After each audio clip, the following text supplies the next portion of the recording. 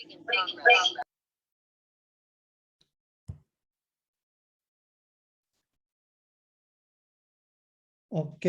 selamat siang Bapak Ibu semua. Terima kasih waktunya. Semoga kita semua selalu dalam keadaan sehat. Mungkin kita bisa mulai sesi kita kali ini. Jadi maaf sedikit ada kendala teknis. Semuanya pakai username yang sama. Tapi anyway kita bisa mulai kali ini. Oke, kita sudah punya partisipan banyak nih, lebih dari 20, mungkin akan datang lagi berikutnya. Sedikit informasi mengenai rule-nya, mungkin di next slide Rani. Jadi default-nya akan di-mute teman-teman semua. Maaf saya video saya nyalakan. Oke, untuk Q&A akan dibuka, boleh di chat di room chat ya, di chat box. Terus di sesi terakhir kita akan ada survei, mohon Bapak Ibu untuk berpartisipasi ikut survei juga. Dan sesi ini kita bikin recording, jadi kalau ada yang butuh pendalaman lebih lanjut, jadi bisa didengarkan secara offline. Oke, salam kenal Bapak Ibu semua, saya Nana Supriyatna, saya Country Sales Director untuk Cloud Kinetic Indonesia. Event kali ini kita akan dibantu oleh Kaushik Sudarman, Principal Cloud Service kita, Cloud Kinetic, dan tentunya expert kita Mas Effendi Sihaloho dari Solution Architect AWS Indonesia. Nanti ke depannya deliverable webinarnya dalam bahasa Inggris, tapi don't worry, kita akan accept semua pertanyaan dalam bahasa Indonesia. Nanti kita bantu translate juga. Jadi kalau ada pertanyaan boleh dalam bahasa Indonesia, Bapak Ibu semua. Oke, besar harapan kami ya, akhir sesi ini kita bisa mendapatkan banyak informasi mengenai cloud migration, manfaat cloud, kenapa harus kita migrasi cloud bisnis dan lain-lain. Oke, sedikit tentang Cloud Kinetic saya akan jelaskan mungkin sebagai perkenalan. Cloud Kinetic ini basically SI, bisa dibilang SI native cloud yang fokus bisnis kita itu di cloud, tapi yes kita juga ada hybridnya. Jadi secara customer kita udah banyak, lebih dari 450 customer. Cloud certification tentunya engineer kita, tim kita, even sampai ke tim non-engineer juga kita certified cloud. Secara project cloud migration kita sudah banyak, 300 plus successful cloud migration. Jadi kita sudah pengalaman up and down-nya di cloud migration. Dan tentunya karena kita fokus di cloud, 75% revenue kita berdasarkan recurring ya, jadi bukan project, karena nature-nya cloud itu kan recurring. Secara employee, secara regional kita ada 350 plus. Di Indonesia kita ada lebih dari 40 tim, including service team yang kita deliver managed service. Secara investment juga kita di backup oleh I-Square Capital, which is salah satu capital ternama di New York. Oke, the way kita construct bisnis itu berpartner dengan ekosistem cloud, dalam hal ini tentunya AWS dan cloud-cloud yang lain, tentunya juga ekosistemnya seperti Oracle, VMware, NetApp, ServiceNow, Druva, dan lain sebagainya, yang mendukung cloud business dan juga hybrid cloud itu sendiri. Oke, secara location, headquarter kita ada di Singapura. Indonesia salah satu big office juga di antara yang lain. Ada ada India, Malaysia, Thailand, Vietnam, dan USA juga kita ada representatif. Dan kita juga soon akan punya representatif di Eropa dan di Australia, di Sydney. Oke, secara service offering mungkin Bapak-Bapak atau Ibu sekalian pengen tahu juga apa aja sih yang kita lakuin. Tentunya cloud migration, kita bantu journey ke cloud migration. Setelah itu juga kita bantu manage service-nya, juga hybrid cloud, app modernization, enterprise operation, dan tentunya data analitik yang sekarang lagi tren yang bisa mengenerate new revenue buat IT enterprise atau company. Kita juga didukung oleh platform yang kita punya sendiri untuk mendeliver service solution kita ke customer, which is Arcus. Arcus itu platformnya kita sendiri. Nanti mungkin bisa dijelasin lebih detail. Kita juga bisa modular framework dan tentunya multi cloud cost optimization ya di platform kita. Berikut salah satu klien kita yang cukup besar di ASEAN. Jadi bisnis kita mainly di ASEAN, Indonesia salah satu yang besar, India berikutnya. Jadi ini nama-nama enterprise yang sudah bareng sama kita. Alright, next I will hand it over to Kaushik for continue the presentation.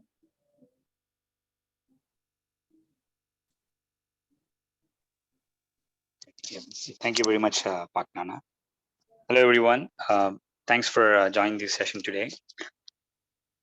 All right, Rani, could you help bring up the screen, please? The slides.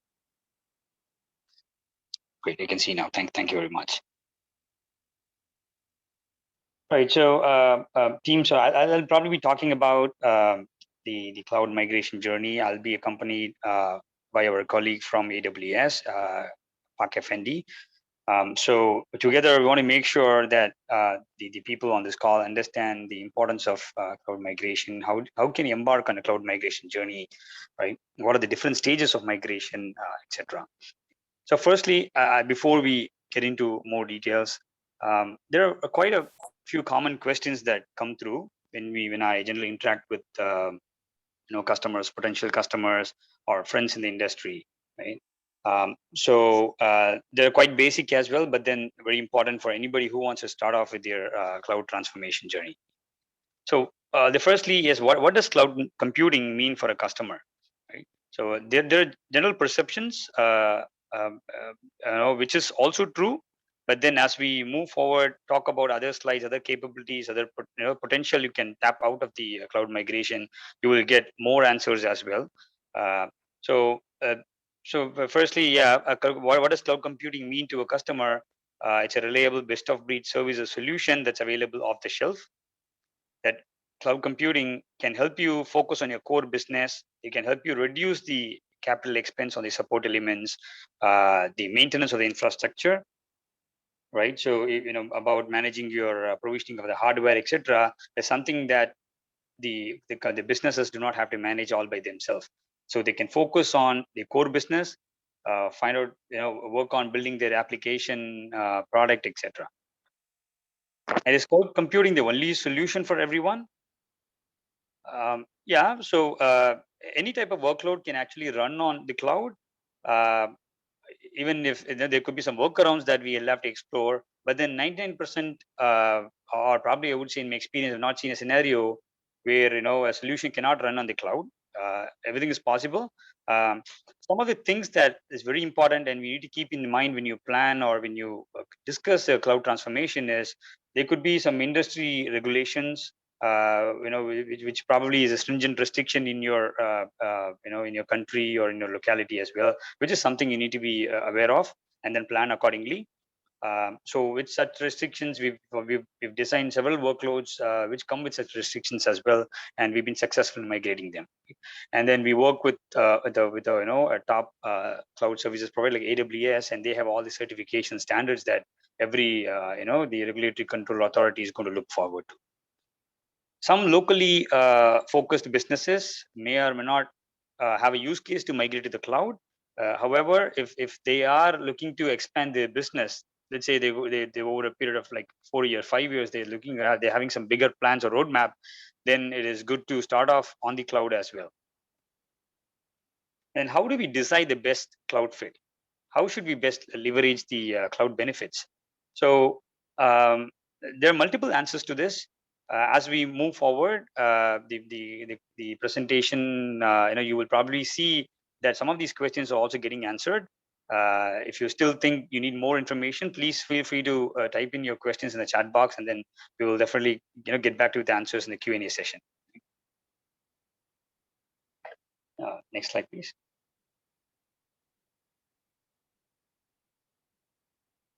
Next slide. Yeah, thanks.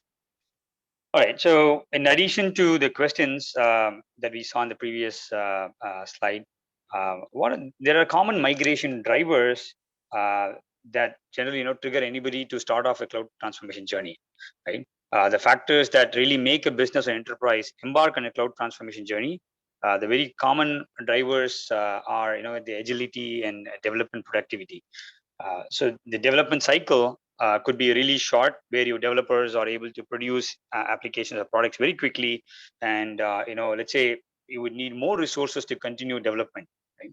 So the IT team struggle in most cases where there is a delay in making the resources available, provision them, and then hand over to the development team to start work quickly. Right. So this is going to directly impact the go-to-market timelines. So just think about how you could avoid making the development team sit idle until these infrastructure resources become available in the data center for them to start working on. And another scenario is the data center consolidation, where a lot of enterprises have multiple data centers, and that becomes really complex to manage as well. So companies have experienced a lot of challenges when they try to streamline the IT systems across the organization, say for them to re-architect the IT infrastructure, or for better efficiency and to be able to cater to the increasing demand of the resources. So in such as setting up a multiple data center, maintaining the network connectivity or establishing them is also something that will add to your capital investment. Right? Then think of a merger or acquisition or divestitures. So one or more companies, could be on the cloud already. From, let's say, there is a merger that has happened, and amongst the group, there could be certain companies that they have a workload. All their data center is virtual, running on the cloud. So the overall operating cost could be higher, right? When you combine all these companies, so this could be a trigger for you to think of a consolidation or migrate from one system to another in order to maintain a compliance with the the regulatory requirements, while also trying to decrease the operational cost. And a very a common scenario that we've seen also is with the large scale compute intensive workloads that are running on the data centers, which probably everybody here must have also experienced that it requires a lot of resources to be provisioned, the hardware resource to provision the data center, and it's a bit of a challenge to make the resources available quickly. So because it goes through a purchase cycle, and the new hardware needs to be installed in the data center and all of that, right? And that adds to your capital investment also. So this becomes a continuous process, right? As and when there is a requirement to add more capacity, the IT team does it, and then they build something, and then you start to embark on a new application development, and then this goes on, the cycle goes on. So there is no option to basically scale out on demand, and then let's say some activity is complete or some initiative is complete. If you have to reduce the hardware capacity, there is no option to do that. So the scalability, the flexibility is lacking there, right? So think of that scenario as well. And then innovation and digital transformation. So now every business is looking at innovation, right? They want to make sure they adopt digital transformation. So such initiative generally leads to purchase of newer hardware, because the existing data center definitely will need an expansion. That becomes a necessity. So the quick turnaround expected for the infrastructure provisioning for the development teams, the application teams to start working and then deliver it to the business is also very key. In most scenarios, it's going to be a POC, proof of concept, or a prototype that the developers would want to build and then showcase to the management, right? So which typically means that they need resources within a short period of time, and those resources are probably going to be maintained only for a shorter period of time as well, right? Next is the overall cost reduction, and then that's a business decision. Any business would go for it, right? Whether you run it on premise or on the cloud. So when such decisions happen, think about migrating to the cloud as well, right? And then hardware refresh cycles are very common scenario. When there's a hardware refresh cycle that comes up every 5 years, for example, the organizations will start to think about making a capital investment to purchase the newer hardware. So that's where we've seen enterprises looking to migrate to the cloud see them as a migration driver also. And then facility or real estate decision, maintaining a large data center needs a lot of space. You need the cost of land. There is a larger area that's needed for you to maintain the power backup, your security control, biometrics, and all of that. Right? So there's a huge investment that's needed for you to maintain such data center or build one newly now as well. And finally, co-location or outsourcing contract changes, right? So you might have outsourced your data center to a third party. It's in a co-location environment, right? There could be a contract change that could happen every few years. There could be a price hike, or there could be some terms and conditions that are changing. And we've seen customers wanting to migrate the environment to a cloud environment when such changes happen. So these are generally the common drivers. So you will probably, I have Pak FND on this call. So FND is going to talk more about AWS, the depth and the breadth of services that AWS offers to you. So which can help you, plan your migration accordingly. And then also, if you have any of these, challenges that you currently see, with your business, then I think you should probably look at cloud transformation as an option. So Pak Effendi, over to you. Thanks, Kaushik. Can you hear my voice? Yeah, I can. Okay, thank you. So yeah, thank you very much, everyone, for attending this session. So while we are waiting for Ibu Rani to bring up the slide, let me introduce my name. I'm Effendi. I am a solution architect based in Jakarta. So my day-to-day activity, essentially, I've been working with customers, enterprise customers, to start their cloud transformation journey. Right, as Kaushik mentioned just now, there are common, a lot of migrations drivers actually that we've seen in the market, and then the customers are really in the early stage of the migration nowadays. They've started to adopt a lot of services, to be able to be more innovative on their business and to build the differentiator for their business.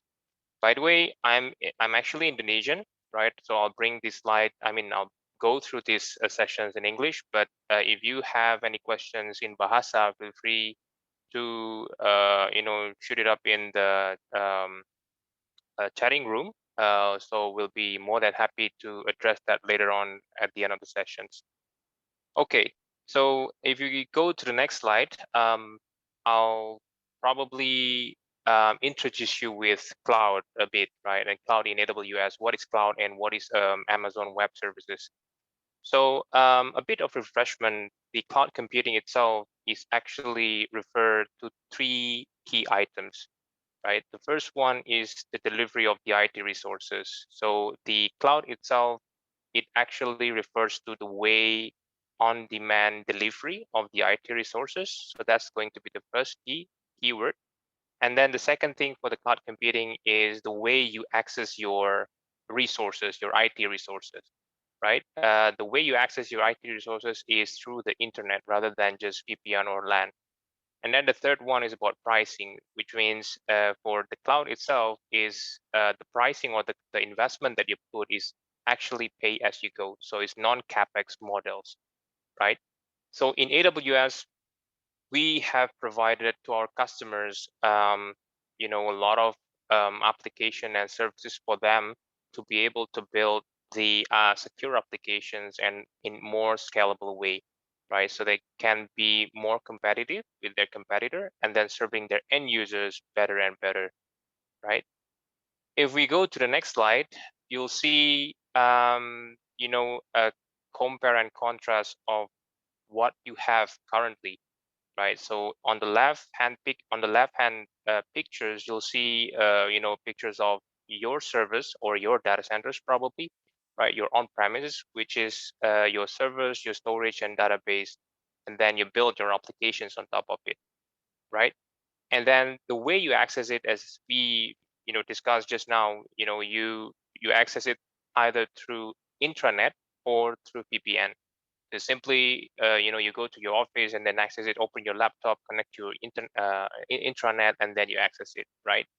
But if you go to the right-hand side, you'll see the same amount or the same resources as well, right? There still be servers, databases, storage, and applications, but it is available through the internet, meaning to say you can access it everywhere or anywhere, right? Whether or not you are in your office or whether or not you have any VPN connections, right? You can still access that resources straight away, right? If you even further to go to the next slide, this is the common drivers or the common differentiators between cloud and your on-premises. So you normally will have a tedious processes when you want to acquire servers or databases or storage, for instance, right? Because you have to get your management approvals, your financial approvals until your servers or your hardwares get into your data centers, right? So I came from the on-premises infrastructure before in AWS, right? So I know it takes months, not even weeks. I think it's 2-3 months, to get your hardwares available on your data centers. If you compare to the cloud, it's just a few clicks, right? Few minutes, you can get your servers, your virtual servers, your virtual storage ready. So it's a huge amount of differences between what you have or the hardware acquisitions you have in the on-prem compared to the cloud. If you go to the next slide, you'll see there is another differentiator between cloud and on-premises, right? In cloud, everything is done in the capex model, capital expenditure models, which means you invest everything in the beginning, right? But when you use cloud in AWS, you pay only for the amount you consume, meaning to say you don't have to worry about under usage of your resources. For instance, I'm meaning to say if you have a maximum, if you have requirement to, let's say, on a day-to-day basis, just 5 servers, and then on the peak you need to have 10 servers, for instance, right? You can always be flexible on that capacity, right? And you only pay to the amount of servers that being used by your team, by you or your team, right? So you're probably asking how does it work, right? So if you go to the next slide, it really straightforward, right? You'll be prompting to these consoles, the pictures in the middle, and then you'll see tons of resources available there, right? For security, for virtual servers, networking, and then the other applications for your developers, for instance. Everything is available at your fingertips, right? If you go to the next slide, I'd like to zoom in about why our customers have choose AWS as their partners, right? To be able or to innovate their team. There are a couple of things, right? So if you can just click it until go global in minutes. Yep, thank you. So the first one, apologies for the wordings there, but actually it should be, yeah. So the first one, I'll go one by one, right? The first one is about agility. What it means by agility is we want our customers to be able to do a lot of experiment for their business, but at the same time, it is also less frictions for them to, go or to cancel that experiment and then do another experiment, right? If you do it in an on-prem, there is a lot of investment you need to do an experiment, right? Because you have to have additional resources because you don't want to, you don't want to jeopardize your production network, right? You have to have a set of, for instance, development spaces where your developer can always, throw a lot of codes there. And then it's a huge investment there, right? But in agility, in AWS, you can actually, just acquire one servers or two servers, and then if you don't need later on, you can just terminate that service, right? So it can be done more quickly and more frequently. At the same time, we also want our customers to be more cost efficient, right? So it doesn't mean that customers do more experiment, they pay more, right? We want them to be more cost efficient because they will only pay the resources that they've been using, right? The third one is elasticity. Elasticity is really, really powerful for your production network. Again, the idea is you only pay what you use, what generate a cash for you or generate a business for you. Other than that, you can just terminate it. So you can easily scale out or scale it down, scale it up or scale it down, depends on your requirement. And then the fourth one, we want you to be building your differentiators as well. Meaning to say, building differentiators is you can leverage the advanced services to your business. One of the example is, modernizing your monolith applications into microservices, leveraging the serverless, leveraging the containerizations, and so on and so forth, right? So that means by innovating faster with AWS. And last but not least is go global in minutes, right? Because we have worldwide AWS backbone, right, which spread in 25 regions. So you can actually, if you want to extend your services to other regions, other countries, you can use what is available in AWS as well. So that brings us to the next slide, which is the customers that have been using AWS, right? So businesses from all sizes, from different industries, have been using AWS for quite long time, right? From startups, enterprises, small to medium businesses, as well as the Fortune 500. They've been using AWS, right? You probably see, a couple of logos there: Johnson and Johnson from the healthcare, and then the manufacturing like Schneider, Siemens, GE, and probably the media that you all probably have been using it for your Korean drama, for instance, Netflix, right? So Netflix has been building their application, their workload natively in AWS, right? And then keep reinventing their workload, modernizing their workload with leveraging what is the services as a differentiator for them and for the end users. So that is why on the next slide you will see AWS have been positioned as a leader in the Gartner Magic Quadrant, right, for 10 consecutive years, right? So if you see the top right pictures there, we've been positioned there for almost 10 years, and then that not because we've developed so many things, no, but mainly because we are obsessed over our customers. We develop our services because customers ask for that, and then also we try to be more focused on what is best for our customers in terms of reinventing their applications, right? That is why on the next slide you will see some of the services we have, right? If you see down below, the infrastructure, the core services, the green and the blue colors there are the basic services that customers will start to use when they start to use the AWS, right? The compute, the storage, the networking, database, CDN, right? Those are the core services we have. As well as security, because security is one of our top concerns as well. We always say that security is our job zero. You want to make sure that when you landed your workload in AWS, you have a very high standard security, right? But on top of that, if you see the pictures in the middle, you will see the analytics pillars, you will see the DevOps, the mobile services, IoT. But those services represent the use cases that our customers have been using so far, right? So from manufacturing, they've been using IoT for their sensors as well. Analytics, they've been using the data warehousing, business intelligence to be able to get more insight into their business, and so on and so forth, right? So that is why on the next slide, which is my last slide before we get into Kaushik sessions, these are the journeys. If you can click, Burani, a few clicks until the continuous reinvention. Go ahead.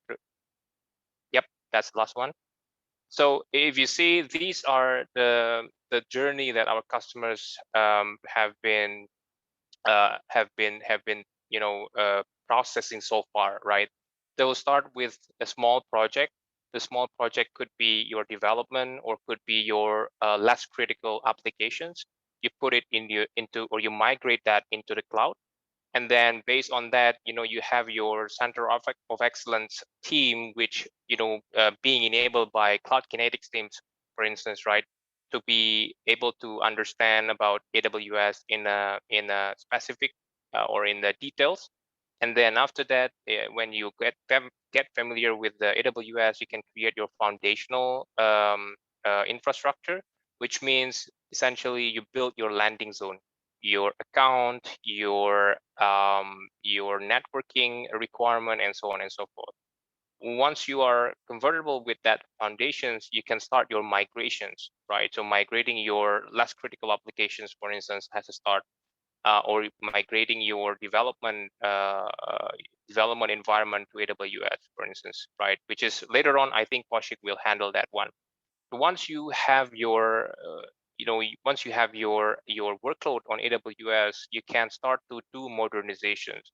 What it means by modernizations is you can start to re-platforming your database, for instance, right? Because essentially, sometimes you don't want to pay more licenses for your database, right? So you can start to use the open source database on AWS as well, right? And you keep continuing reinventing your workload, because again, we want you to be more successful for your end users. We want you to be more competitive for your area as well. So like I said earlier, Netflix, they keep reinventing their workload. I think if you see the video in YouTube, Netflix published one of the video on how they actually modernizing or reinventing their workload on the I think video on 2020, right? So yeah, that is going to be my last slide. I'm happy to take questions later on after Kaushik sessions. So for now, I'll hand it over back to Kaushik. Okay, I think that was a very nice introduction to AWS. Thanks, Pak Effendi. Right. Yep. So let us now look at what it takes to migrate to the cloud. Rani, if you could bring up the other slide about the original presentation you were showing earlier. All right, great. So CK basically has completed a lot of cloud migration projects over the years. So with that experience, we built some standard methodologies and approaches to the cloud migration that typically works for all companies across all industry and vertical types. Right? So the standard approach is the assess. You start off with an assessment because you need to understand what your your infrastructure landscape is like. Right. So with my interaction with several customers, when they go through this assessment or discovery phase, that's when they really understand what is happening in the infrastructure, what is happening in their data center, what kind of controls and tools that they've got, right? So they start to explore what they were, because there are things, they're like legacy systems which has been in their data centers for a longer time now, and it takes a lot of effort to understand, right? People might have changed, so this becomes a very good exercise for them to start off with. So basically, the start with the assessment, evaluate your IT landscape and workloads, then plan on what can move, what should move, and in what order, right? So that the planning phase becomes really important here. Um, then start to think of migration, right? So once the planning is done, then go about executing it, and then just sort of the path, the migration path that you need to take, and then start looking at optimizing it further. So once the migration is completed, you can look at optimizing the workloads and refine them later on. So typically there are the paths to migration. There is a 6R strategy, which is very famous. So any approach that you take towards migrating workload, uh, all of this is going to fall under one of these categories. So there are 6Rs basically: they retire, retain, repurchase, rehost, replatform, and refactor. So it's important to understand that the migration strategy is definitely a reflection of your organization's priorities, process, and application needs, right? It's only based on that you will plan to identify what are your migration objectives, what kind of applications do you really want to migrate, what challenges you have with this application, and what are those common IT patterns that you need to be aware of, so you can have a similar control, or you somehow address these challenges as well through the migration. So so when you start to discuss these questions, right? So let's pick an app for an example, right? Think about it. Let's say you don't want to move an app that's in the data center right now. You either want to retire them because you don't want to run it, right? So do not bring that application to the scope of the migration. The other part is, for some reason it's a legacy system, you don't want to touch that system right now, you want to take it later, then go for a retain, right? And if you really want to archive that application, basically decommission the application or move to a software as a service kind of an approach, then you're probably going to repurchase that application, right? So any of these retire, retain, or repurchase means that you don't have to pursue further with those application, or probably you don't want to do it right now, you want to park it and then take it later on, right? Next comes the rehost. Rehost is a very common path to migration. So where you basically rehosting the entire infrastructure where your application is running on a newer infrastructure that's on AWS, right? And then you can also look at making changes to the application when you migrate, but then the hosting provider is going to remain the same, which is going to be AWS. So you're going to rehost onto the cloud, but then the application will run in as is. So we typically call it a lift and shift kind of a migration, where without making too many changes to infrastructure, you just lift and transfer your application to the cloud, right? And then comes the replatform and refactor. So replatform, take for example that you run an older operating system like Windows 2003 or 2008, which is end of support right now. You can spin up a newer platform on AWS, and then you can port your application alone to a newer platform, right? But then it will require a significant development or application configuration effort as well. But then there are ways to do it. So you basically change the platform that the application is running on, but then you will keep the application same and then you will make some minor tweaks to make sure it becomes compatible for the application to run on the newer platform. And the refactoring is a modernization approach that Pak Effendi was also talking about right now.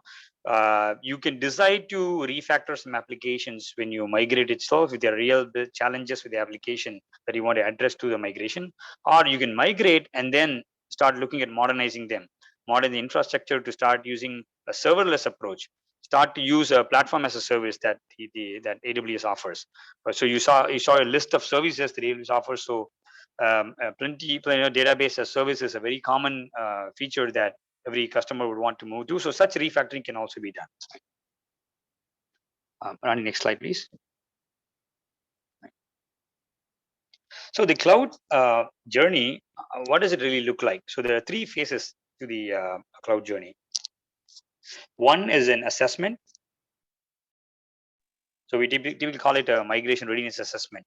We start off with analyzing if the environment or the workload is ready to start to migrate to the cloud, which is the MRA, where a rapid discovery using some agent-based or agentless tools are used to implement it on the environment to basically discover the the inventory, find out what applications are running inside, etc., and then start to build a business case so that you can your organization, your top management is aware on the total cost of ownership, what are the servers or applications that you need to add to the scope for the migration, etc., right?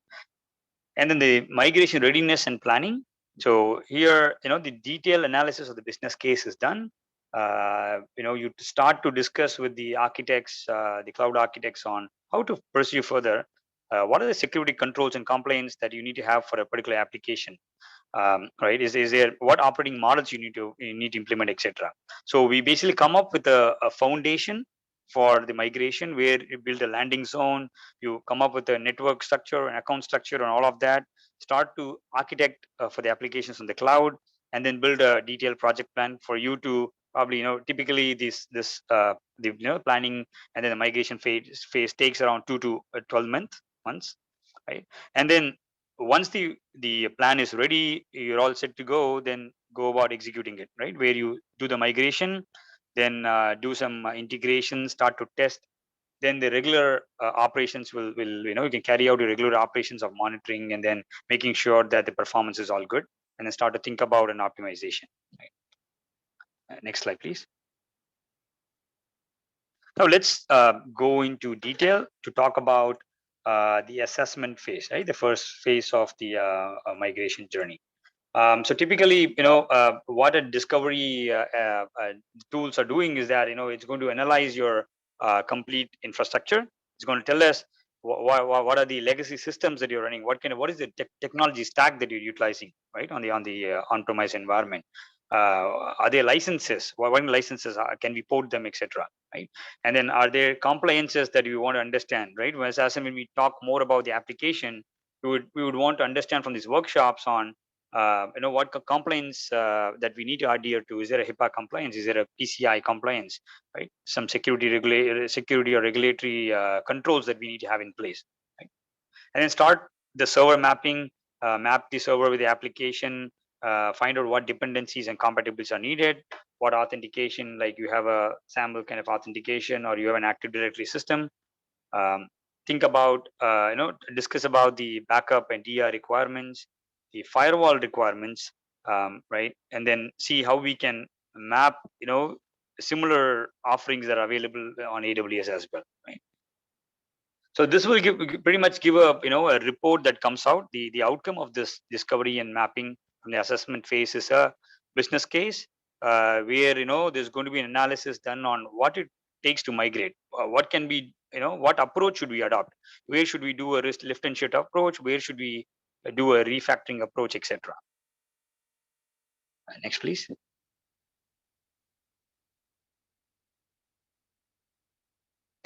All right. Then comes the design considerations. So during the planning phase, there's going to be a design and architecture that's going to be the outcome of this planning session finally, right?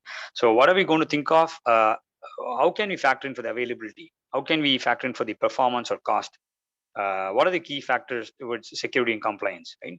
So the what, why, and how is the question that we typically discuss with the customers to understand what is the application uptime and availability for the business, right? So because availability is one of the key criteria as well, and how do we maintain? There are some standard approaches as well to do that. You can maintain the golden images or the virtual machine templates, right? So that you can spin up quickly when there is a downtime that's experienced and an outage that happens. Understand the RTO and RPO requirements so you can schedule the backup and monitor the availability of the backups accordingly as well. Right? And then use a platform as a service, so it comes with near real-time replication. So even if there is a failure, you quickly can switch back to a standby database instance, etc. Right? And then find out if your backup and restore approach works for you, or should you have a live DR environment running as well, right? That depends on the availability, that the application or the business is going to expect. From a performance and cost perspective, Obviously, yes, we'll have to look at better performance to be provided to the customers, but then keep the cost also at a minimum, at a very minimum, and nobody would want to the cost to explode all of a sudden. So we need to look at some different. You need to really look at what can you do to improve the performance, but then keeping the cost under the check as well, right? So there are options available. There are some offerings like managed load balancers. There is an auto scaling which can keep scaling and scale out as and when there is a need, and then keep the resources and the cost at a very minimum, right? And then there are options where you can use cost-effective solutions about reserving a capacity upfront, like a reserved instance or a spot instance. Go for a serverless or a container so that you utilize the resources only when there is a demand, and you don't have to run any resource 24/7. Finally, the security and compliance. This becomes an important piece of planning phase. Because it's really important to understand who's accountable, who's going to, security generally a shared responsibility. So while AWS is going to come up with a lot of security controls, they make sure your environment is well secured. There is also information about the application that's needed and what controls should be implemented specific to the application. Some regulatory controls specific to the application is also very important, right? So we can look at using encryption. We can look at having a direct a virtual private network kind of environments. You can have a firewall or a web application firewall that can prevent you from DDoS attacks or application hacks, etc. Right, and make sure that the identity access management controls are put in place as well. Next, please. Right. So assume for a moment, right, so that we've planned for a migration. Think about having an architecture like this where you have a 3-tier application that has a web app, a web layer, application, or database layer, and then say that you are controlling the traffic that's coming in and out through using a firewall, load balancer, etc. Right. So typically, you need so many components to be implemented on premise as well. Now, how can you map this when you migrate to the cloud? What are the services or offerings that you can leverage just cloud native when you move on to AWS? Next, please. Right. So AWS has a managed load balancer as well, so you can directly leverage that. You can definitely decide to host your own load balancer, host a virtual machine, and then install your load balancing software on top of that. But then there are also managed solutions that are available, so you don't have to go through the effort of setting something up from the scratch. So there can be a load balancer, and then let's say you have a web server, you can basically split that web server the same capacity into 2 separate virtual machines, and then do a load balancing, and then do an auto scaling on top of it, so that as and when there is a increase in the demand or the traffic, your servers can scale out and then scale back in when the demand automatically subsides, right? So you can do it for the web servers, application servers, and I know you can ensure that even if there is a issue with one of the data center where this is being hosted from, you can always serve the traffic from another zone or a data center that AWS provides, as well as you are maintaining high availability. Even if a server crash occurs, you still continue to serve the application from another instance that's also available for you, right?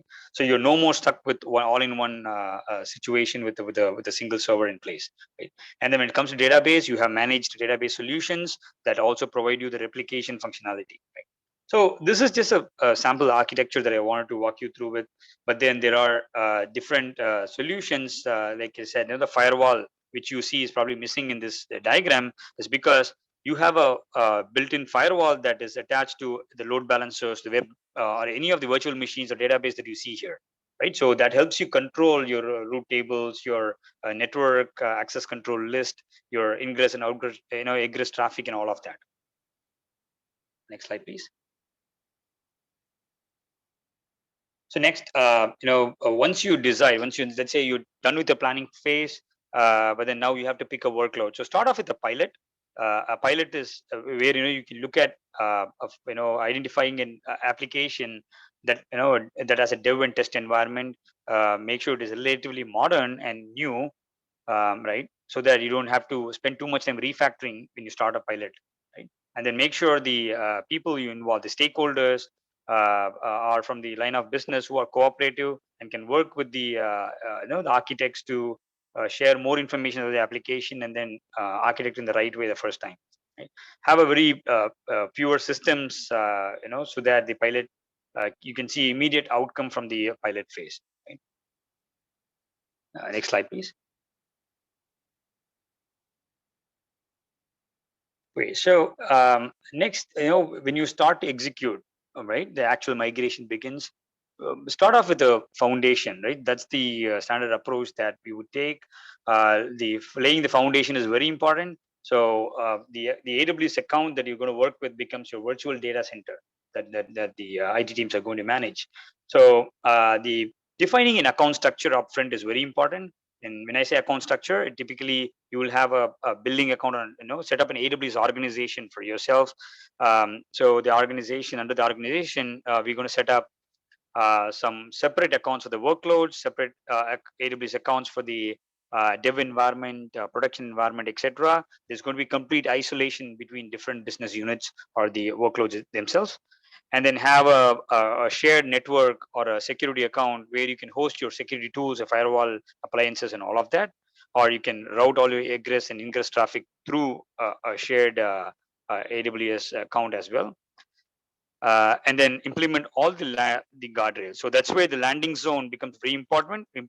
And Cloud Kinetics, as we make sure that this foundation is laid properly. We set up a proper landing zone so that there is absolute isolation between the workloads, and all the networking requirements are also taken care of.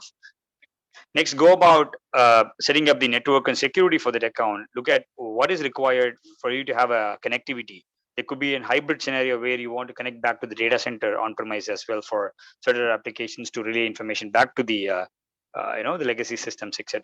So laying the network and security tools is also important, and then having appropriate restrictions with respect to the the subnet isolation, your CIDR ranges, your access controllers, etc. is also very important. So once you're done with that, we need to think about how are you going to measure the performance. There needs to be appropriate monitoring tools in place. You need to define your KPIs for your application so you know that the workload is performing optimally after the migration is complete. Next, please. Right. So the migration approach is generally a phased migration that we would take. It is not always a big bang migration approach. We go application by application. We try to understand what are the applications that can be moved, critical applications, or it's a tier 1, tier 2 application. So we plan it accordingly. The migration are done in different migration waves in a phased manner. So go about setting up a migration cycle. We plan the cutovers, and then how are you going to roll back if there are, in case there is an issue. So the project plan that we come up with during the planning phase is going to play a vital role. And then there are different tool sets and automation, the infra as a code capabilities that we come with for the migration that's going to help us accelerate the migration, right? And then we can quickly plan it, accommodating a go live for the applications as well. Next, please. Right. So now, let's say the migration is complete. So what's next, right? So so it's now about measuring the user experience, measuring the performance of the application. So have an effective monitoring system in place so that you can look out for anomalies, changes in the outcome, changes in the results that are coming out from the application, etc. The feedback of the application teams and the end users are also important. Ensure that there is proper backup. The user administration is all in place. The new environment. For the first 1 to 3 months, we have to have a close watch on the performance and the cost. And then after 4 months, we can look at optimizing the infrastructure and start to look at ways of keeping the cost under control. Next, please. I know we're running out of time, so I just have a couple of slides. I'll quickly go through that. This is again a recap. We just spoke about it. Now I think you have a better idea on the 4 stages of migration that I was talking about. So I will talk about case study very quickly. Our experience migrating one of the enterprise customers doing a data center migration to the cloud. So that's for a real estate company who are running a lot of applications starting from a website, CRM, lead management, etc. on the cloud. So all the applications for the customer was hosted in their in-house data center, where they had a lot of infrastructure outages due to network connectivity and power availability. Right? And then they were planning for a global expansion, and that needed a lot of apps to the apps to load with a lower latency, and they wanted to use the caching techniques like content delivery network kind of services as well. So it was a multi-tenant application that was serving 100 plus customers. The environment of different customers, it's a multi-tenant like we're saying, so the environment was different, was needs an isolation as well, using role-based access control, and it was configured different layers and components as well. So we had to ensure that there was no loss or compromise of the functionality during the migration, as it was crucial. And then the limitation of internal team to provide 24/7 or 365 managed services support was also lacking, because the team was not available to do that post migration. So the value proposition that Cloud Connectix brought in was, there was a thorough assessment phase of the current infrastructure, and then the workload functionality was studied. To support with the required functionality in AWS, we had to implement cloud native components that we deemed fit for the application, and then that was also implemented. The migration go live was planned in 3 phases, considering the infra landscape and business impact. Right? Deliverables were basically met well before the committed timelines, and we had the Arcus cloud management platform, a proprietary platform of Cloud Connectix, to help with the management and the monitoring of the environment 24/7. So yeah, I think we'll go to the next one, Rani.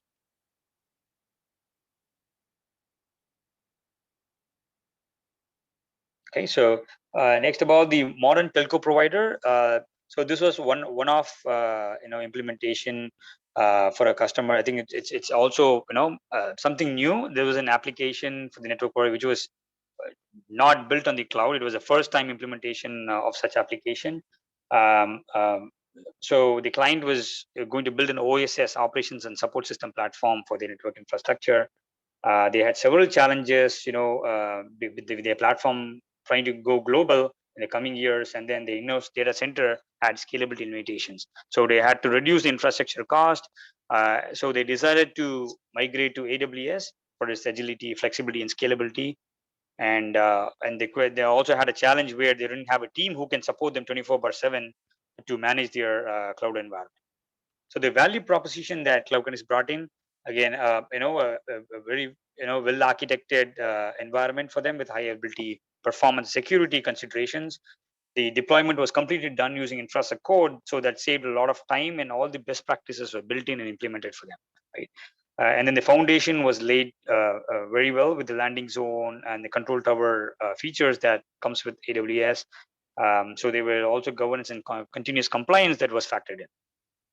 Secure connectivity, high bandwidth connectivity was also established between their data center and AWS. Right.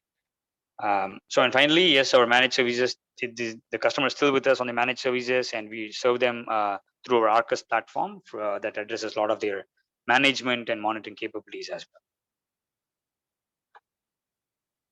Right. So with that, I think thank you very much for your time, patient listening to my speech. So now let's go over to the question and answers. Yeah, I think we have a lot of question, Kaushik.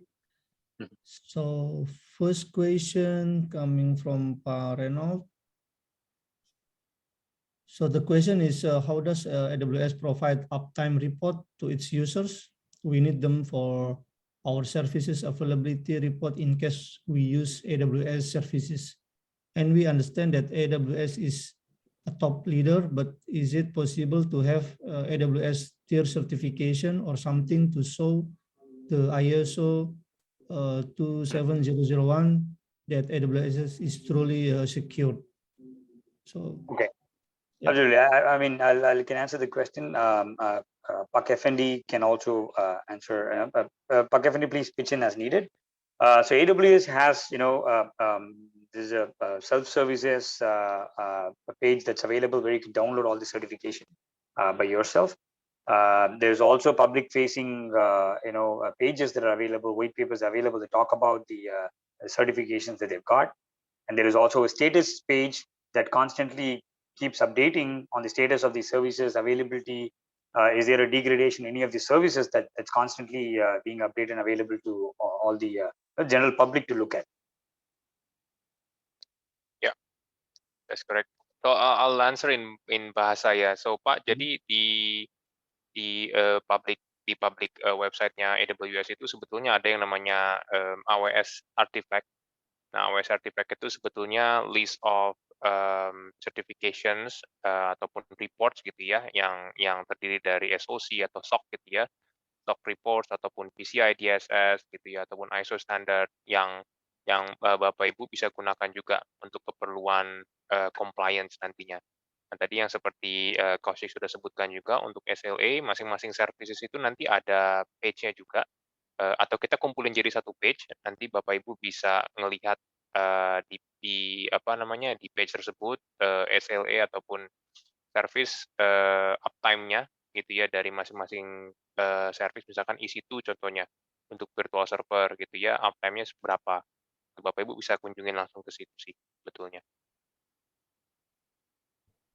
Okay, I have the contact of the question, the participant who sent the question, so we can have a follow-up meeting after the webinar as well. So another question coming from Pak Made.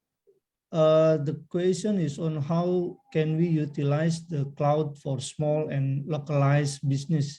Because I get that earlier in the session, Kaushik mentioned that small and localized business may not be benefit from the cloud business. I'm currently running a small and localized organic dragon fruit farm, and I feel like cloud can give me more benefit than traditional marketing. Thank you. Yeah, Kaushik. Yeah, sure. So, so I was saying that, I was also adding on to that point that, it doesn't doesn't mean that small localized business cannot move to the cloud. It's saying if there is no use case, right? If they do, if they already have some hardware available, if they're running a small business and they don't have too many resources to host, and then they cannot afford, then yes, they don't have to move to the cloud. But then any type of workload, however small your business is, even if you're a startup, you can embark on a cloud journey. You can start off building your applications on the cloud. That's possible. It was just that the use case, if there is, there's not much to migrate. So if you have a very small business, it becomes easier to migrate as well, and it's even good for small business to start off now, because as you grow, you already started off on the cloud, so you don't have to migrate later on when your environment is very big. Correct. Ya. Ya, Pak Made udah bisa menjawab pertanyaannya. Jadi intinya sih tentunya bisa ya kita bantu small business atau local business yang belum ada di cloud. Artinya Bapak bisa langsung melakukan interaksi dengan cloud dan mendapatkan benefit dari cloud itu sendiri ya. Jadi itu lebih mudah malah Pak. Jadi nggak perlu ada migrasi ya. Mungkin Mas Effendi bisa tambahin. Ya, betul. Jadi kalau tadi Pak Made bilang sepertinya tuh case-nya ini ya, case untuk aduh saya lupa namanya. Jadi semacam ada plant mungkin gitu ya, atau farming gitu ya. Nah, itu sebetulnya ada banyak services juga yang Pak Made bisa gunakan gitu ya, terutama di sisi IoT gitu ya. Jadi kalau misalkan Pak Made punya sensor kah gitu ya, dan mungkin mau melakukan monitoring dari remotely gitu ya. Nah, kita tuh punya sebetulnya gitu ya. Jadi ada banyak use case yang IoT based use case gitu ya, untuk manufacturer gitu atau untuk pabrik gitu ya yang sudah sudah on board di AWS. Jadi seperti yang Kaushik dan tadi Pak Nana bilang juga, jadi not necessarily migrate sebetulnya, jadi bisa build fresh di AWS dengan menggunakan services yang memang sudah available.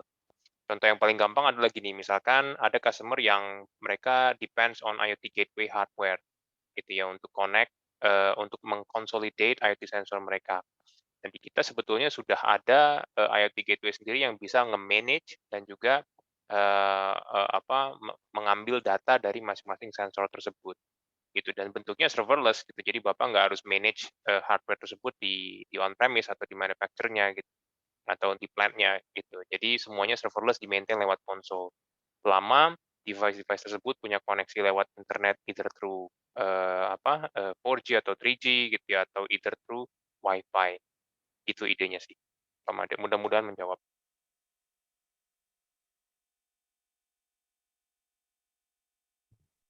Okay, last question. Any input on optimization costs while POC pilot for customers? Ya. So, ya saya coba jawab ya. Kalau buat optimization ini nanti kita lihat case by case, Pak. Tapi pada saat migration sebetulnya kita selalu akan melakukan apa yang kita sebut sebagai right sizing.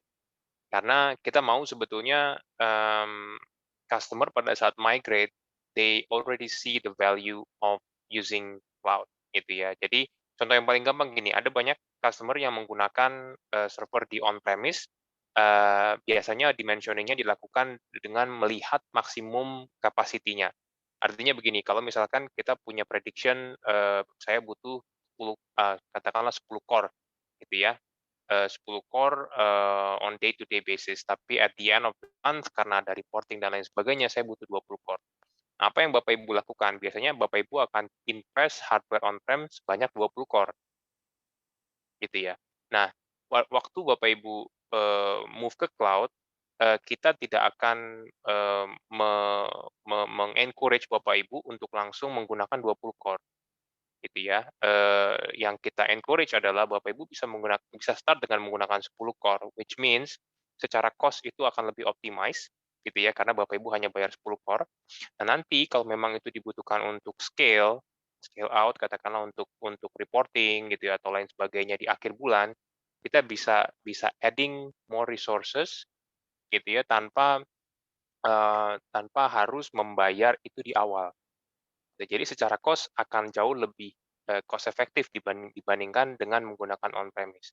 Yang kedua, kita juga ada yang dinamakan dengan model reserve instance. Yang artinya reserve instance ini ada banyak kelebihannya, salah satunya adalah diskon. Ya, diskonnya seperti apa nanti bisa ditanyakan mungkin ke tim tim Cloud Kinetics juga, Pak Nana di sini. Tapi dengan reserve instance ini sebetulnya Bapak Ibu bisa menghemat biaya dan di waktu yang bersamaan Bapak Ibu juga bisa memprediksi sebetulnya biayanya ke depan itu seperti apa atau seberapa besar. Gitu. Jadi cost optimization-nya bisa banyak Bapak Ibu. Itu beberapa contoh yang saya berikan. Contoh yang lain adalah nanti misalkan Bapak Ibu mau remove licensing dari database yang tadinya mungkin menggunakan Microsoft itu license database, Bapak Ibu mungkin bisa coba migrate ke open source model, ke MySQL kah gitu contohnya, supaya licensing model tersebut bisa di-remove gitu, dan anyway database yang ada di AWS itu di-manage oleh AWS sendiri gitu. Jadi Bapak Ibu tidak perlu pusing-pusing juga untuk katakanlah melakukan patching gitu ya atau melakukan upgrade ya, karena semua sudah di-manage oleh AWS. Gitu. Mudah-mudahan membantu.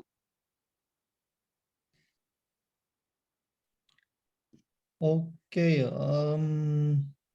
sepertinya udah nggak ada pertanyaan lagi. Kami sudah tampung beberapa kontak yang nanti kita akan coba follow up privately ya dari tim CK. Mudah-mudahan nanti kita bisa membantu mencarikan solusi bisnis Bapak Ibu semua untuk journey ke cloud. Terima kasih juga untuk presenter. Thank you for presentation, Kaushik, Mas Effendi, very insightful.